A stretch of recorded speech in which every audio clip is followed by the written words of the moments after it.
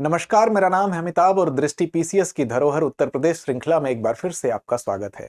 आज हम बात करेंगे लोकगीतों की। जी हाँ, लोकगीत जो कि सबसे पुरानी सांस्कृतिक परंपराओं में से एक है।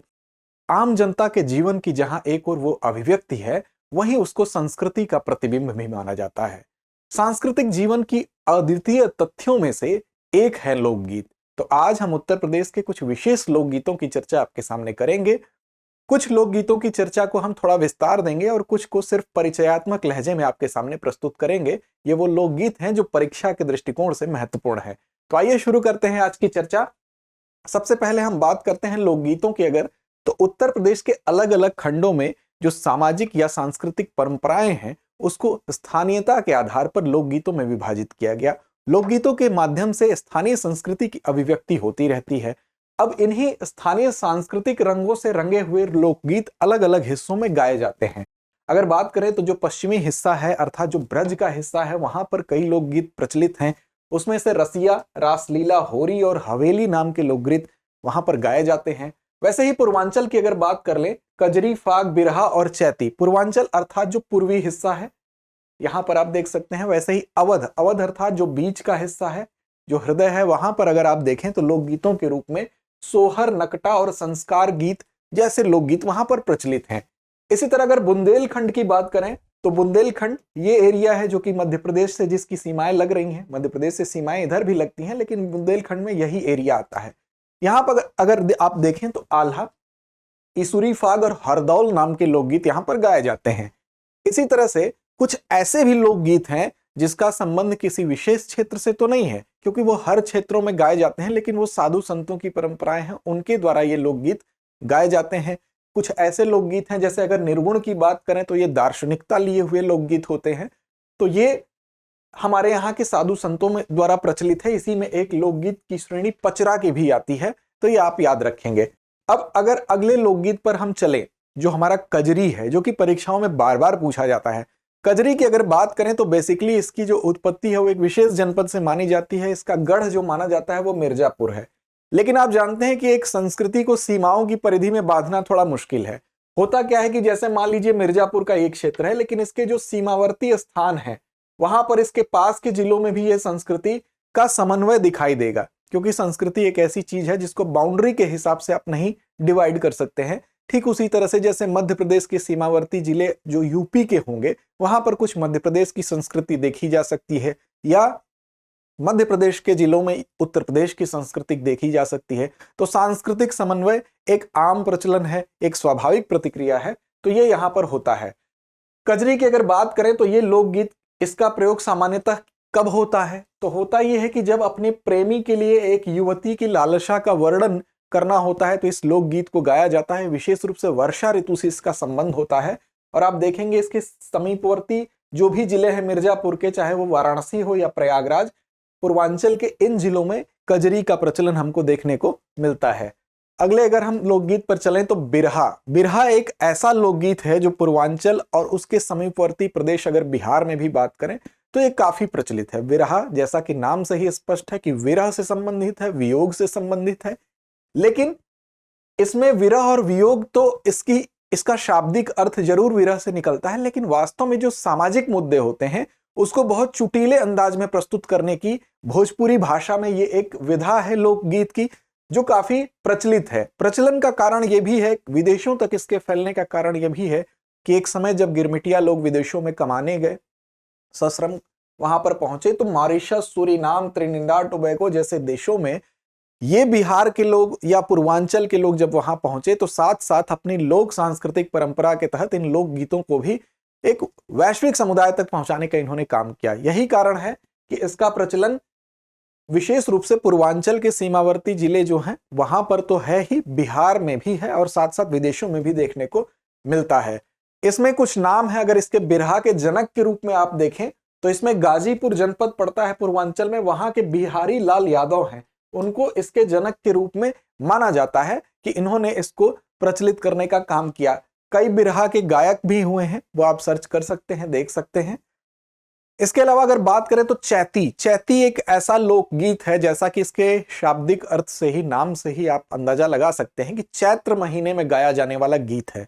चैती अर्थात हिंदू कैलेंडर का जो चैत्र का महीना है उसमें ये गाया जाता है और इसका विषय जो होता है काफी अलग रखा जाता है। ये प्रत्यक्षतः लोगों से जुड़ा होता है, लोगों से जुड़ी हुई जो बातें होंगी वही चैती के अंतर्गत गाई जाएंगी। तो इसका विशेष संबंध चैत्र महीने से है, इसलिए इसका नाम चैती पड़ गया। एक प्रसिद्ध लोकगीत है जो है सोहर। सोहर वास्तव में नए जीवन की शुरुआत की खुशी में गाया जाता है, अर्थात आपके घर में जब किसी बच्चे का जन्म होता है तो सोहर गाया जाता है। ये भी पूर्वांचल में काफी प्रचलित है और काफी लोकगीतों की बात करें तो प्रचलित लोकगीतों की श्रेणी में इसका ऊपर स्थान आता है और जीवन के स्वागत के लिए इसको गाया जाता है और इसका जीवन में बहुत महत्व है। ये आप देख सकते हैं इसकी परंपरा कितनी प्रचलित है वो इसके महत्व को दर्शाती है।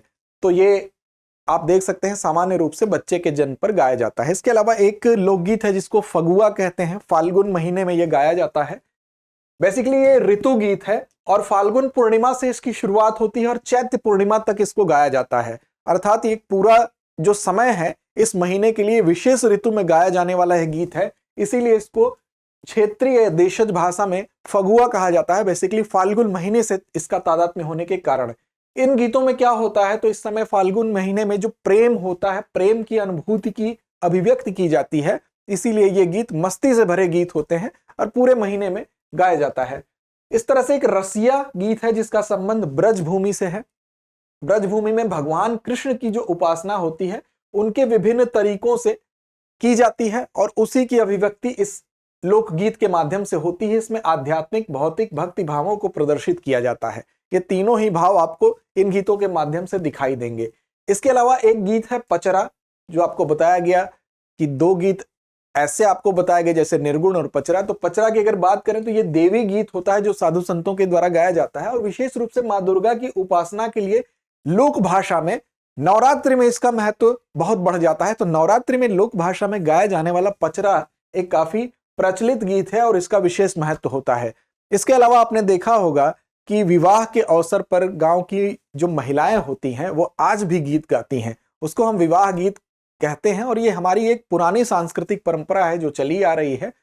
आधुनिकता जरूर विवाहों में देखने को मिला है, शहर की शादियों में बदलाव आया है, लेकिन ग्रामीण परिवेश में आज भी अगर आप जाएंगे तो आपको विवाह के अवसर पर ग्रामीण महिलाएं, ग्रामीण बच्चियां बैठ के ये गीत शादी विवाह के समय पर गाती हुई अलग अलग टाइम पर। इसमें एक लोकगीत गारी भी होता है, अर्थात गाली दी जाती है, इसका भी एक प्रचलन है। एक लोकगीत की अपनी सांस्कृतिक परंपरा है जिसके तहत ये गाया जाता है। विशेष रूप से पूर्वांचल में इसका प्रचलन है। अब अगर कुछ अन्य लोकगीतों पर हम नजर डालें जो कि परीक्षा में बार बार पूछे जाते हैं, तो एक नजर सरसरी निगाह से इन पर भी डालते हैं। जैसे बार बार एक प्रश्न आता है चरकुला का संबंध कहां से है, तो चरकुला आप ध्यान रखेंगे कि ब्रज क्षेत्र से संबंधित है। इसी तरह से कठघोड़वा, कठघोड़वा नृत्य भी है और उसी में गीत भी गाया जाता है, लोकगीत भी, तो इसका संबंध पूर्वांचल से है। ऐसे ही ख्याल की बात कर लें तो बुंदेलखंड से है।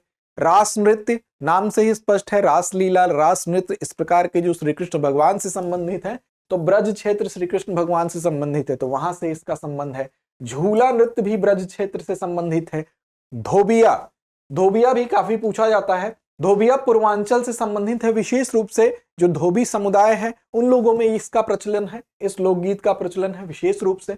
नटवरी ऐसे ही एक गीत है, पूर्वांचल के अहिर समुदाय से संबंधित है। ऐसे ही सैरा नृत्य है, सैरा बुंदेलखंड के कृषकों द्वारा गाया जाता है। ये आगामी परीक्षा के लिहाज से महत्वपूर्ण आप देख सकते हैं कि कुछ सैरा नृत्य थोड़ा कम पूछा गया है, इसलिए ऐसे प्रश्न नए प्रश्नों के रूप में आ सकते हैं।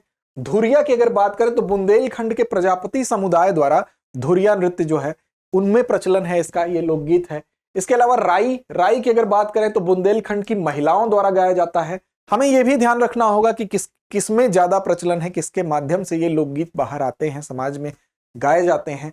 दीप, दीप की बात करें तो बुंदेलखंड से संबंधित है, देवी बुंदेलखंड से, कार्तिक बुंदेलखंड से। कर्मा, ये बहुत इंपॉर्टेंट है, कर्मा और शीला ये मिर्जापुर और सोनभद्र से संबंधित है। वहीं धीवर की बात कर लें तो पूर्वांचल में कहार जाति से संबंधित है, कहार वर्ग से संबंधित है।